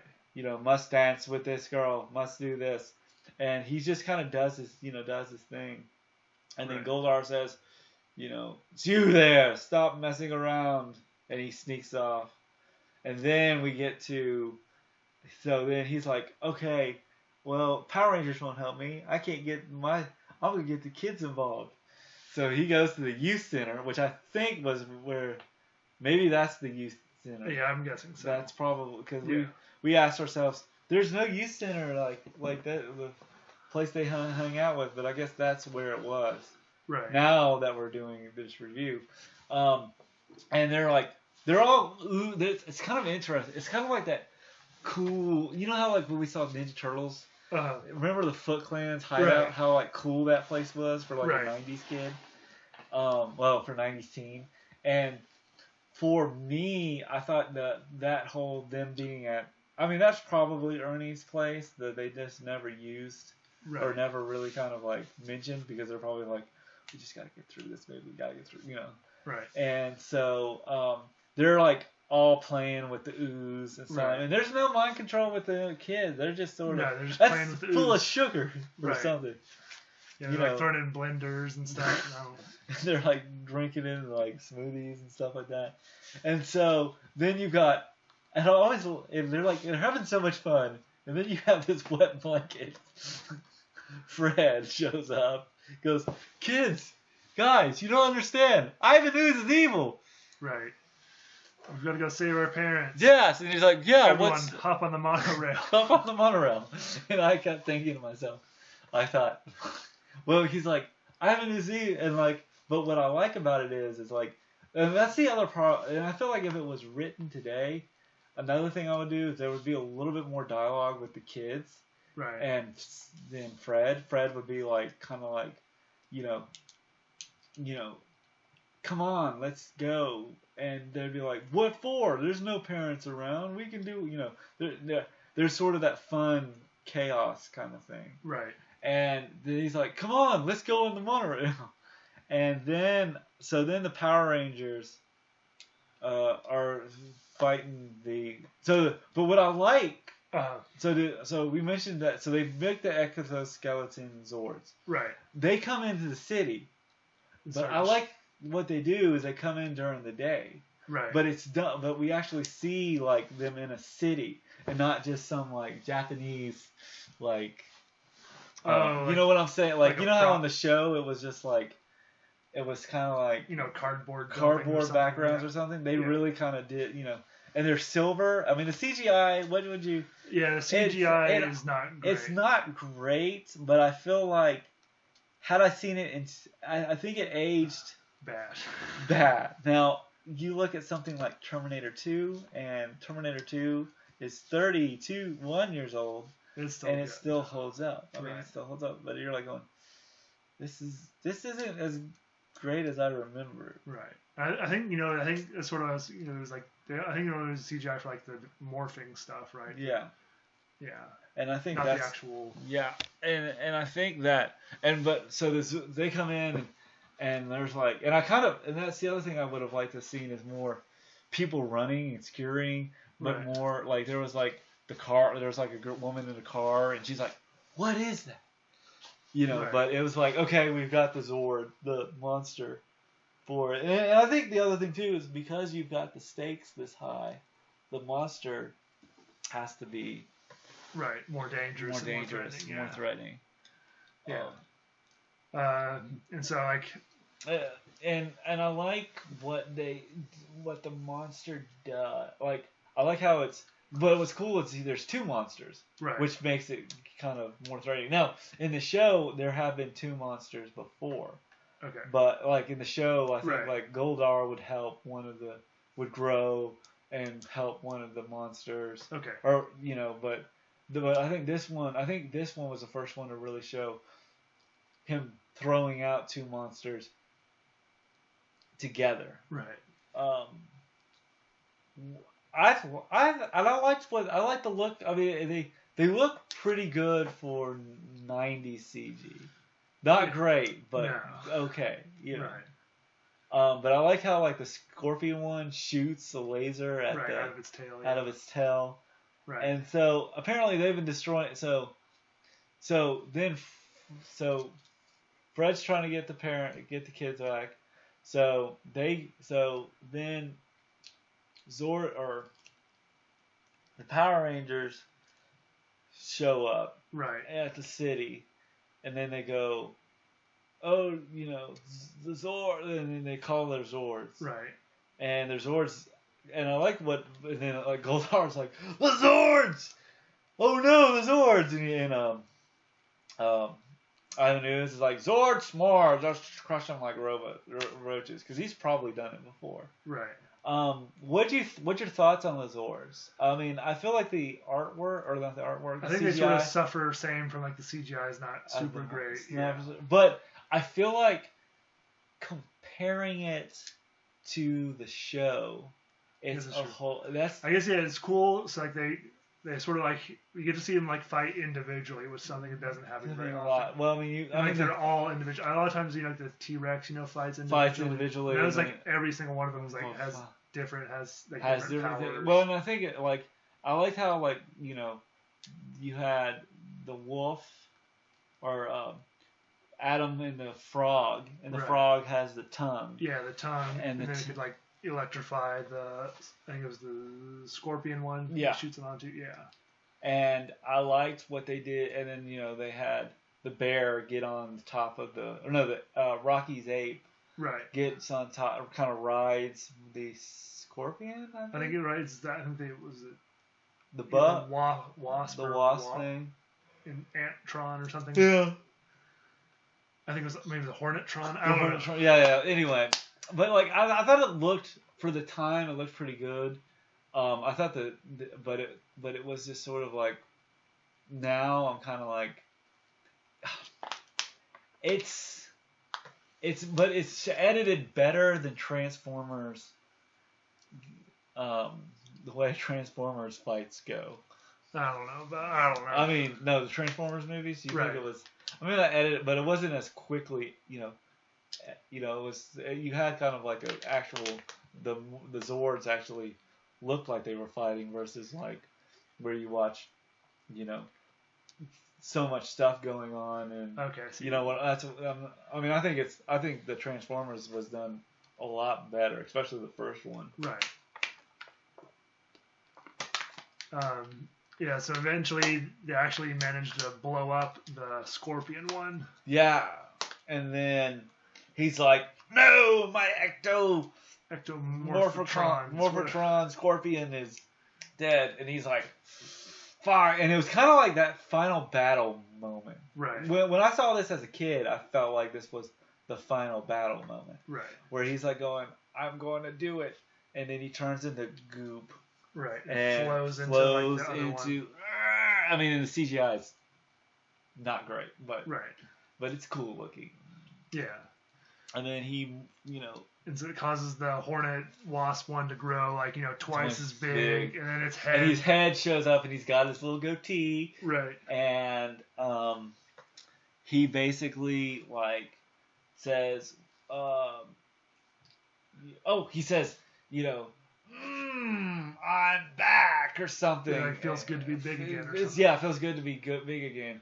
And then he like fights the Power Ranger. Yeah, I think he immediately grabs sort of like their space needle-ish thing. Yeah, space. And uses like it as a sword fight. And then they get their sword out. Yeah. And they kind of fight. Yeah, and their Power Ranger sword shatters against the building. And I'm like, no, against the. Yeah, because he grabs that building. Or the pole. Yeah, the pole building. Yeah. I was like going, how's it, the pole building. Right. And it actually, then as they were coming into fight, he actually steps on the monorail tracks. Yes. And, he steps on the monorail tracks. And you look at the monorail tracks, you're like going, that's a miniature. Like, you're watching it out, you're like, that's a miniature. But then as a kid, I'm like going, oh no! It's like, it's like that Batman line. It's like, will the Power Rangers save Visual Grove? Right. Will the kids not fall to their awful death? Tune out next time. Same power time, same power channel. Right. And I think, and like I was listening. I feel like this movie had to. We're gonna talk. One thing I'm gonna. I'll save it for our final thoughts. But when I kind of, so they kind of have to do their monorail. Bulk and Skull are there to kind of help for parental teenager guidance. Right. So he gets the Space Needle. Right. And they fight. Uh-huh. And I was kind of hoping. You're right. I kind of wish that the sword was going to be a little bit more. Right. Power to Power Ranger sword. But then they end up going like, well, we can't beat them on Earth. Let's go to space. Right. Yeah. So Tommy, docks onto their badge. Well, okay. So first off, before Tommy docks onto, when he's fighting he uses, because I remember you had the toy. Right. For the you had the toy for the Falcon, because like when the Falcon would like get into like weapon mode. Right. It would like fold its hands like this and shoot. Yeah, out of the tips of the wings. Tips of the wings. Yeah, that's how they blow up the Scorpion one. They blow up the Scorpion. That was kind of cool. And then and then they like walk. Then they walk on to the other Zord, and he's like, "I'm here," and now I can fly. No, we can fly. No, what I like now, I do not know. I can't remember if he gets into the command, not the command center, but the station. Yeah, and actually this time it's not in the chest; they're all sitting in the head. The head, that's different than. Yeah. No, very very observant, Jay. Right. Very observant. So they like fly off, and he's like, "Oh, you want to play, do you?" Right. And then he grows wings. Uh-huh. And then they talk, and then Billy's like, "Oh yeah, a comet's coming," because there's remember like the observatory from the very first 2 minutes of the movie? Now that's relevant. Now that's relevant, exactly. And so they like fly, and then they fly off to space. And they get in the path of the comet that's coming. And then of course he grabs on the IVANOZZZ grabs onto the Zord. And he's like going, "Ha ha! I see you." Right. And then he gets, and then they're going, this, and I wonder if they wrote this in as like, this would be funny for kids. Right. But they're going, "Oh no, we're locked. What do we do?" Wait a minute. Aisha's like, "Wait a minute. I've got an idea. We have the emergency stop button." And he's like, "Pull it, push it," and then. Yeah, so Aisha hits their emergency button that's behind like a glass panel, and it causes their Zord to knee IVANOZZZ in the nuts. In the nuts, yeah. And Ivan goes, "No!" And then the comet shows up. Hits him, explodes, and the Power Rangers fly off back to Earth, and like has an explosion behind them. And then, I feel like at the time that felt a lot more exciting. Not exciting, but I think it was like, all right, you know. Right. And I think the need of the crotch was sort of like, ha, you know, I probably would have watched this movie and I've been like, ha ha ha, you need him in the crotch, isn't that? Because crotch jokes were always the funny part. Right. In 90s movies for some reason. Right. So they fly away, it blows up, and the comet misses Earth, or explodes. Yeah.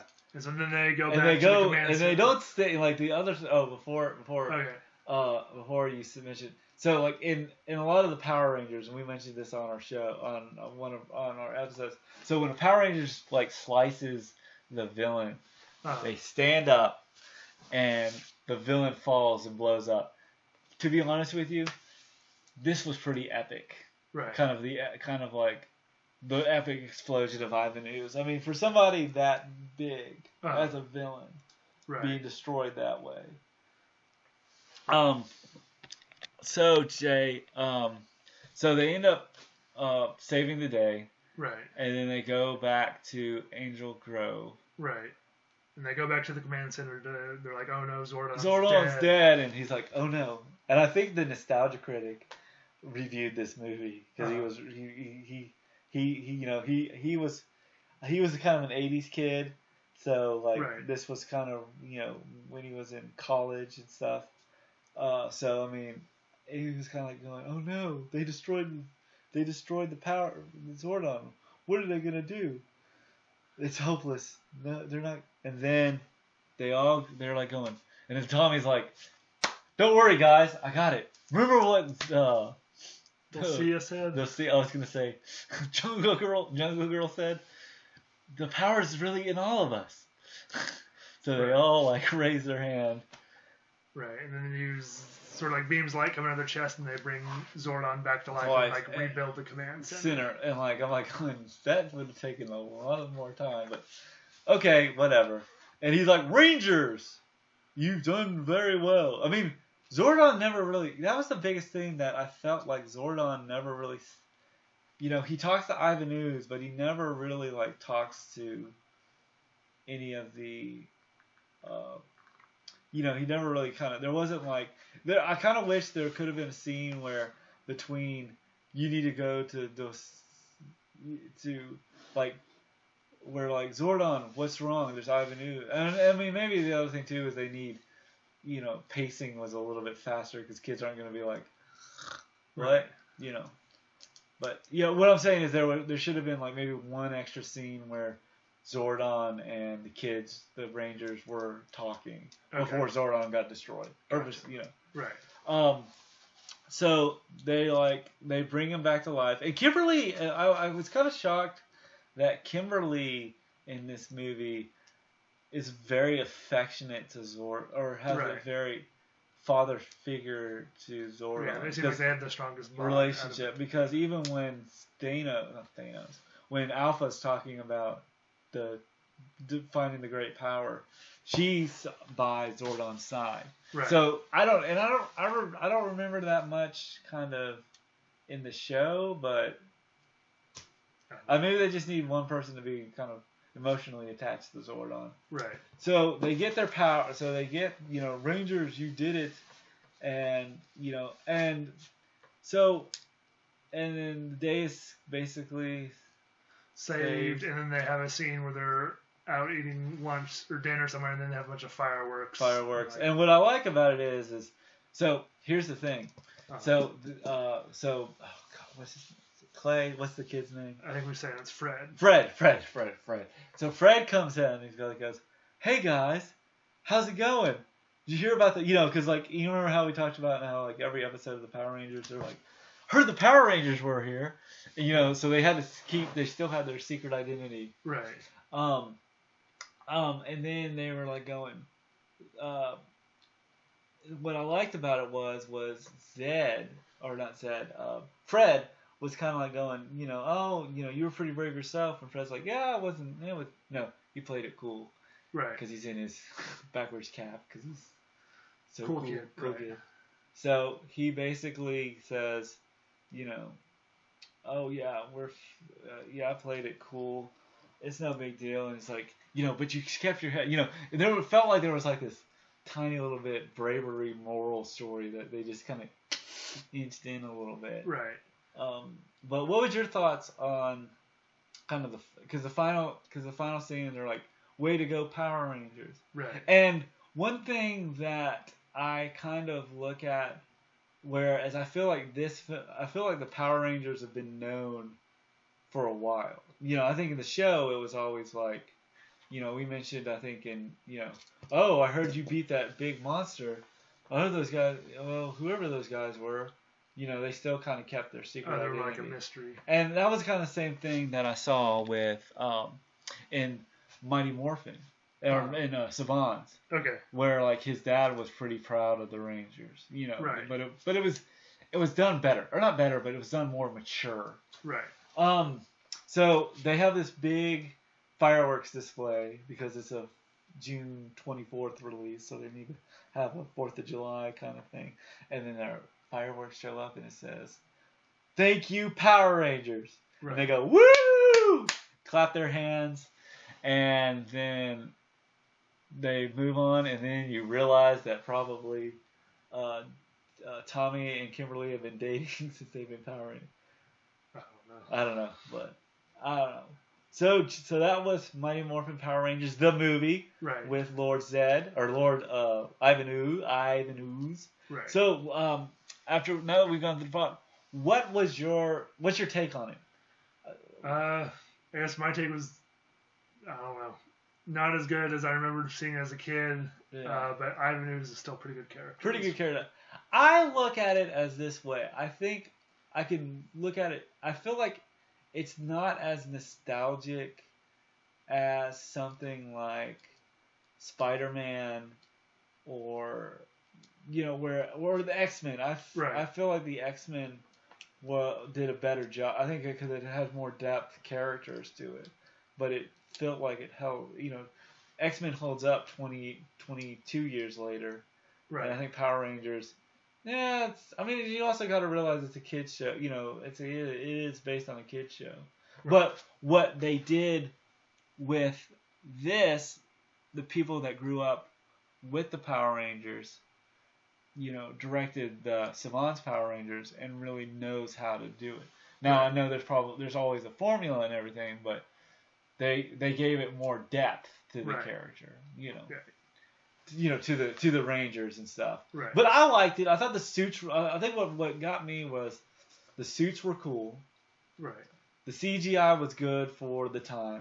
Okay. IVANOZZZ had to be a more threatening villain, but he also had some comedic. He did. I think being, he did. It took me a while to kind of. IVANOZZZ kind of grew on me. Right. And I felt like. Here's the question: if you would have directed this movie back in '95 as a kid, right? How would you have done it differently? Oh man, I don't know. I mean, would there be anything you would like have added or taken away, or maybe? I guess I might have would have not used as much CGI. CGI, but what about story-wise? Anything? Not really. I don't know. It's hard to fit any more stuff in there. Not. Well, or would you take away anything? Because like I would look at it and I would probably take away the Fred character. Right. Just because I think he's there just for the ooze plot, but I would probably say I think the other thing too is we've gotten more depth. You know, there's more depth in 2017's Power Rangers. Right. That, you know, more characteristics versus this felt like a long episode. Right. Or super long episode. But it was, you know, for me it was cool. You know, at the time, I kind of got over the fear of IVANOZZZ, and how would you? I guess we're at 110 minutes. I don't know how long that is in hours, but let's kind of give our final rating. Okay. So on a scale from 1, okay, and so let's rate it in our. Where would you put this in a 1 to 100 scale? Like 1 to 20 is like tomato meter. Is this like as a kids movie or okay? Let's do it as a kids movie first. Okay. As a kids movie, like how would you rate it? I mean, was it like? Is this like as a kids movie for something that like as a kid I would want to watch? Yeah. Probably like in the 80s. I'd 80s. Say. Yeah. As a kid. It's like a kids movie. Like as a parent, I'd want a kid to watch. Probably like 40. 40. Well, that's not bad. Yeah. I mean, I think the other thing too is because we grew up on it. Right. I think with our nostalgia glasses, I can look past some of the flaws. Ninja Turtles, you know. I feel like that one holds up better than Power Rangers. I think the original one does. Right. You know, I think two is my favorite one not for nostalgia reasons, just because. Yeah. But. What would your rating be for like as a kid? Well, I got over the fear of IVANOZZZ. Right. So now I think as a kid I'd give it probably a 6 or 7. Okay. As 60s or 70s. What about like what do you like? Maybe 74. Okay. As an adult watching it without the nostalgia glasses, probably 20%. Yeah. I mean, like for me, I don't know.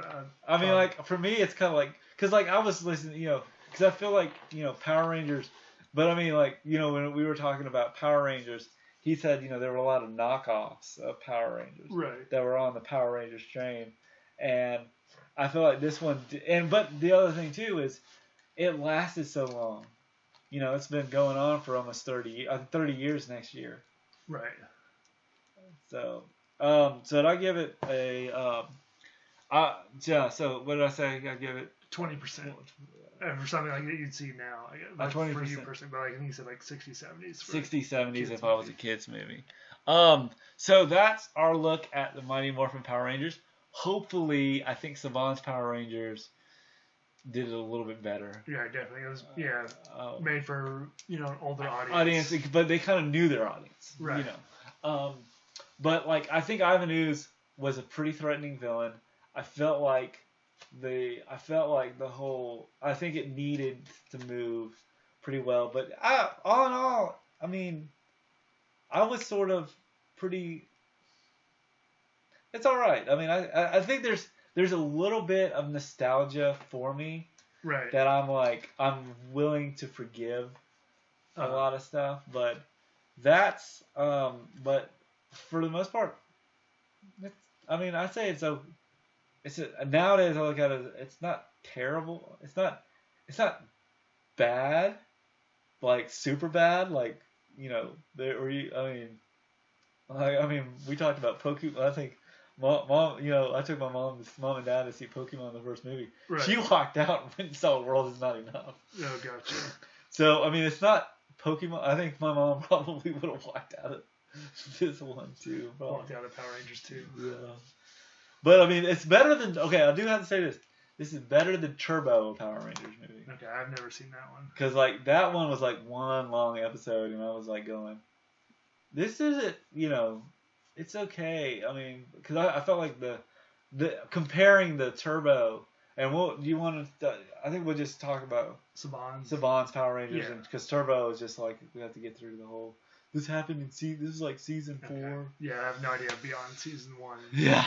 So I'll give Power Rangers a so what did I say nostalgia wise?